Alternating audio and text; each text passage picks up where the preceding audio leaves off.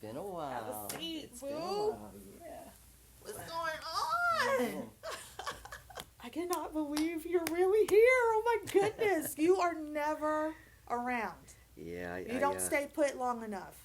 I travel a bit, no doubt about that. But Well, I'm here. I I'm think it's here. common knowledge that you are the go-to guy in the tour bus industry.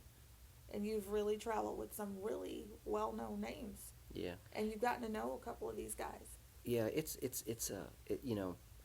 a blessing. What I do. Not a lot of people get to do what I do, so I feel blessed. That I get to travel and I get to do the things and meet the people that I get to meet. I gotta tell you, most of them are pretty good. Big God, I know you wouldn't think that the little guys is what I have a problem with. The baby bands. Is that right? Yeah, How so? they get crazy on me. They get.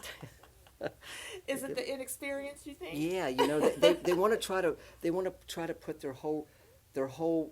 to do their whole career in one tour. Oh. That gets a little tough. But the bigger name guys, I mean, they're so kind. They're very kind to me. They treat me well. That's really good. Yeah, it's a good gig. I get I'll get a call from somebody and they'll go, like last year I did Beyonce and Jay-Z. Well, that's a big Cool. that's a big tour. Yeah. Not sure I'd do it again, but it was a big one. You know what I mean? You get to see what you really get to see is you get to see the lifestyle of how these superstars how they really live. You know what I mean? I mean, no one would guess. Everybody thinks that they just come in on a tour bus and it's one big party, but it's not that at all.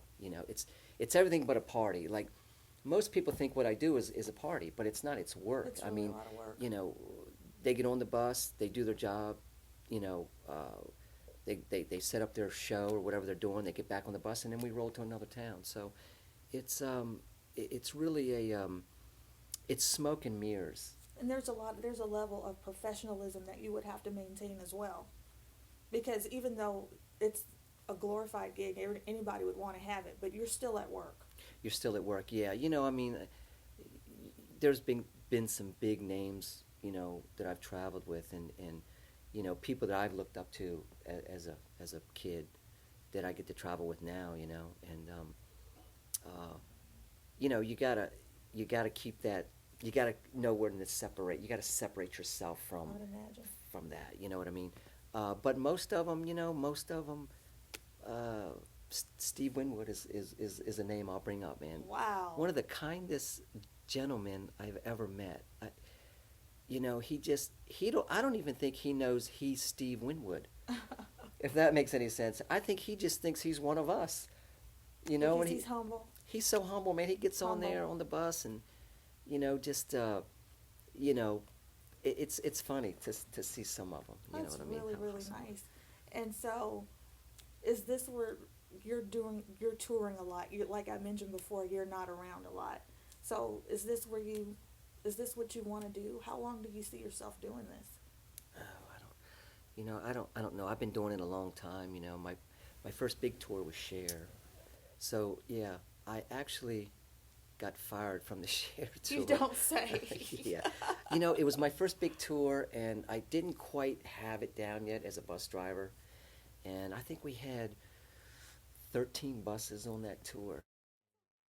So, I was more or less the low guy on the totem pole. And so all the other drivers were kind of looking out for me. But man, I couldn't get it right. That I mean, wasn't I was her backup singer. I will never forget her, Patty. I'll never forget her. She would actually come up and hug me after saying all that. After telling me everything I did wrong, she would come up and hug me and go, "Don't take it personally." But that's good, right? Well, how could you not take it personally that I, but anyway, long story short, I got fired from that tour. I got a call from the bus owner, and he said, here's what he said. He said, "I got some good news and I got some bad news." And I was on my way back to Nashville. We had just dropped off in New Orleans. I just Okay. dropped them all off at the airport. So there's 13 buses headed back to Nashville, and I get a call from the owner. Oh. And these are big guys. These are the owners of this company. This is one of the biggest bus companies out there. He called me personally. Oh. He told me, he says, I've got good news and I've got bad news. And I said, go ahead. And he says, well, the good news is you still have a job with our company. Because the bad news is they don't want you on the tour anymore.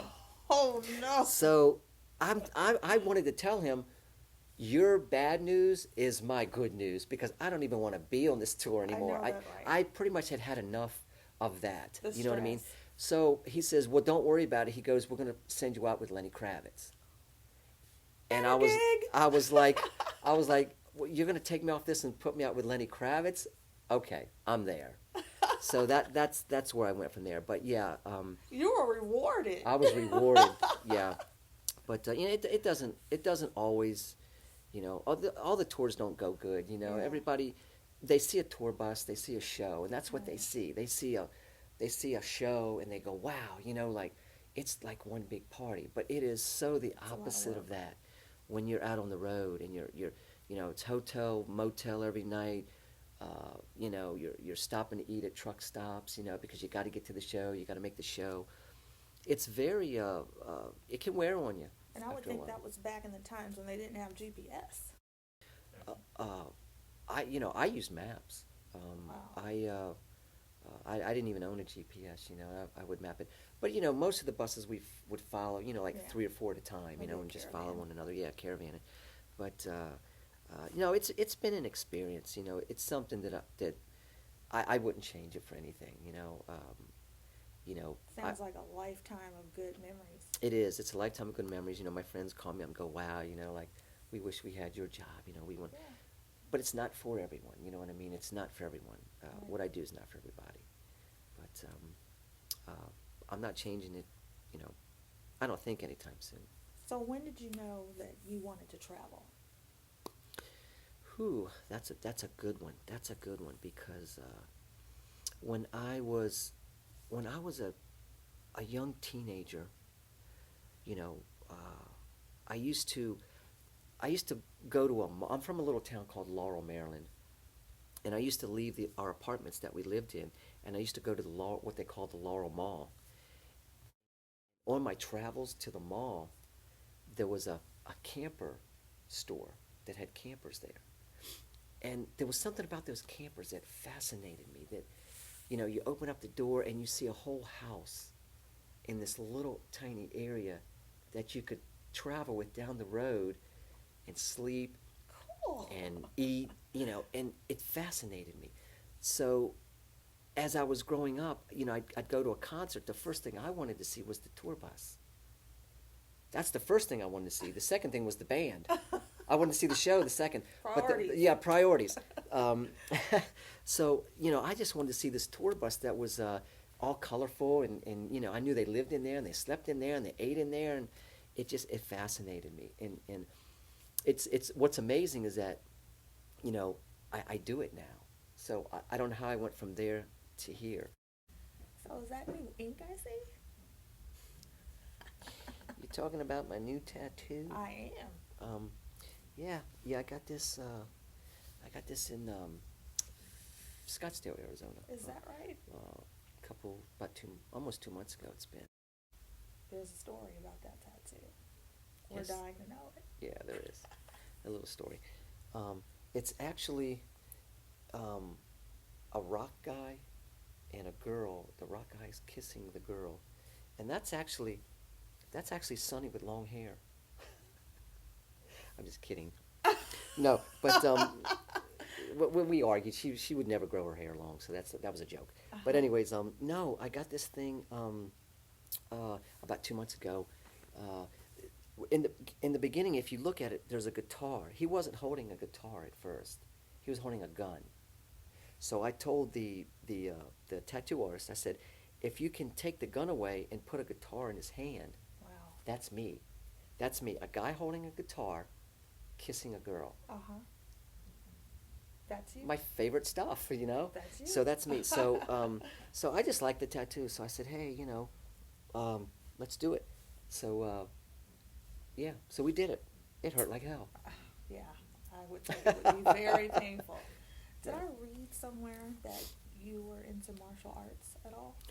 Oh, now you're going back a ways. That's funny. Yeah. Oh, you heard that, huh? Hi, thank you so much for tuning into part one of a three-part series of Up Close and Personal with Jimmy Allan Sine. Please tune in to part two where I dig a little deeper into Jimmy's love life. I get a little nosy.